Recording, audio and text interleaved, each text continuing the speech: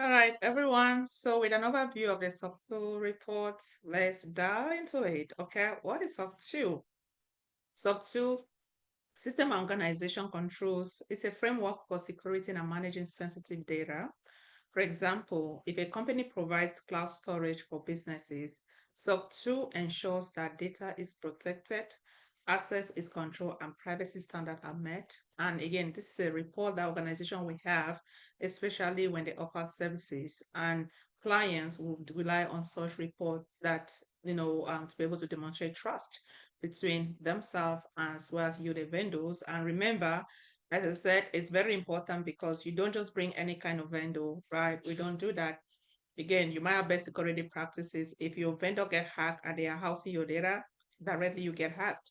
When you are outsourcing patient's data or your customer data, you did not tell the customer that you are outsourcing that. You do not do that, right? The customer will entrust you, and that's why the paid third-party vendor raise a lot of money for them to be able to perform due diligence before even onboarding vendors. Okay. But what are some of the preconditions for accepting the SOC 2 examination?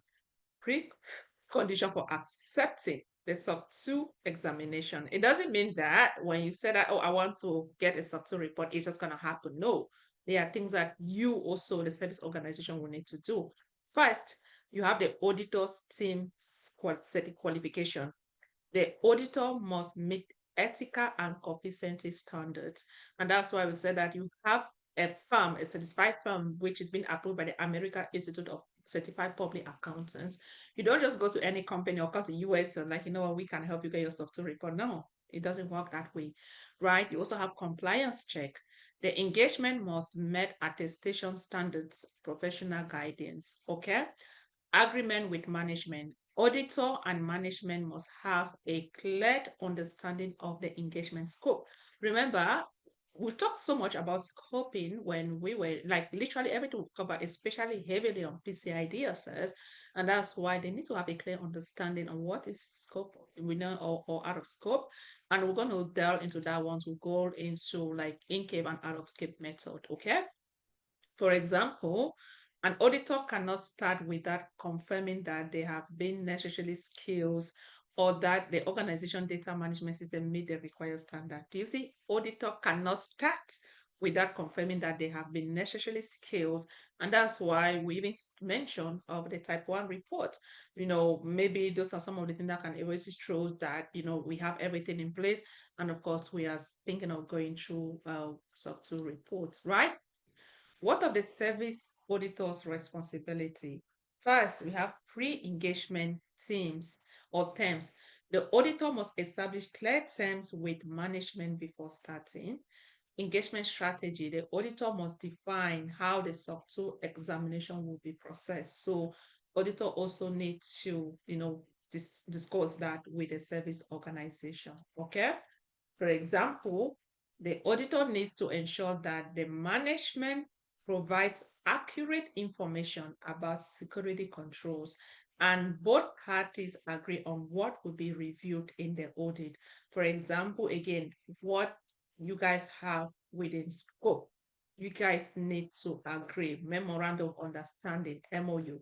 We need to agree what we'll be doing. We don't just go to organization system and said we want to do without having that clear terms, defined, knowing rules and responsibility, who is doing what, who is not doing what. Okay. Not that when I start, I'm like, you know what, I think you cannot do this. I think we left this out. It doesn't work that way. Okay. They also have management responsibility. So what would the management do? They also need to provide documentations. For example, management must provide the necessary documentation, the different policies, access control policy, data encryption policy, backup policy, or whatever. So depending on the mention or defined policies, management will also need to make sure that's a service organization. We're talking about management.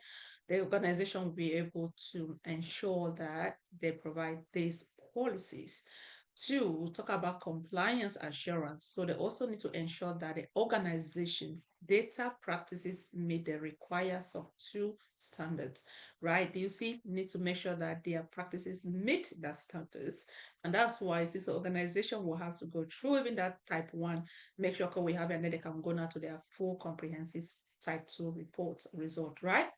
For example, a company's IT team must provide records of their firewalls and intrusion detection system to show that they are keeping data secured. Then they also have to develop an engagement strategy, right? The auditors and management more clearly define the scope of the audit. Both parties more understand each other's roles and responsibility. I think I was one step ahead. I covered that already. The timeline for the audit must also be agreed upon. This is a country that people like to sue, right? So SLA, all those things, service level agreement, we make sure everything has been discussed, and defined. And now imagine you helping your organization to achieve SOC 2 type 2 report. And that's why I say you act as a liaison, because you gotta be working with different people to collect this clarify. Many a time even to review those policies. And yourself, you don't even know. Maybe there are times that you're even going to perform QA, quality assurance, even when those artifacts are collected, you want to just perform an additional review to make sure that you have the right artifacts, right? And now you guys see your role. So you can also play work for organization that, wanting to achieve the SOC 2 type 2 report. Why you can also work on the other side where you are reviewing and onboarding vendors. Okay. For example, the audit might focus on whether the company financial data is protected correctly. Both sides agreed on the specific system to be examined as well as the deadline. So if we've agreed, made the management or the service organization, we cannot come later and say, no, what, this is not what we decide or agreed on, trying to, twist the talk or say other thing else. And that's why stuff like this, make sure everything is being discussed, agreed, and signed before they can even proceed with the assessment. Okay. But what are the key takes away here? Both the auditor and management must agree on the terms as well as responsibilities. Pre-engagement planning ensure a smooth and efficient SOC 2 audit. Clear rules and communication lead to better compliance and data security.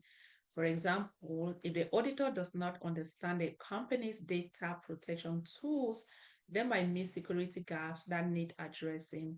Clear communication ensures the audit covers all areas.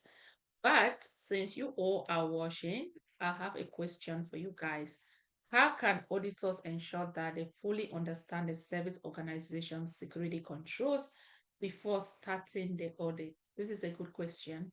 How can auditors ensure they fully understand the service organization's security controls before starting the audit? What are some common challenges when defining the scope of a SOC 2 audit? Just to think out of the scope, just let me know, what do you all think? I would like to know your comment, I would like to know in the comment sections, right? And with that, I'll have to also stop the video. So the next video will go through key responsibility of management before even working with an auditor. You helping your organization to achieve that report. What are those responsibilities? What are those things that you guys are going to do before even, bringing an auditor?